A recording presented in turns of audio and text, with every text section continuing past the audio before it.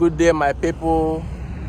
Here is Onitsha-Owerri Expressway, and after the downpour, the heavy rainfall that fell on Tuesday this week, this erosion just happened.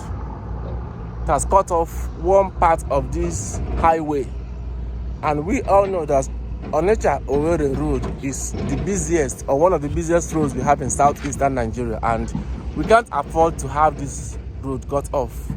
So we are calling on the government of Anambra State, on the federal government, the Minister of Works, Dave Umahi, and every other authority to come to the aid of the people that are making use of this road, because no one knows what's going to happen next. This one just happened overnight.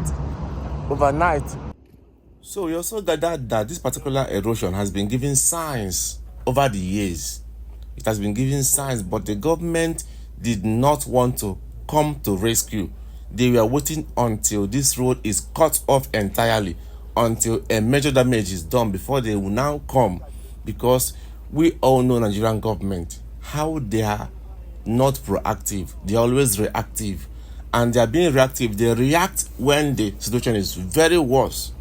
So I think they're about to start working on it, but they should be fast about it. So we hope they will be fast in this damage control, so that another heavy rain will not fall and cut off the other remaining lane. That will be very disastrous, because this is a major road in southeast, not just Anambra State. So let's go around and see the level of damages that the erosion has done so far.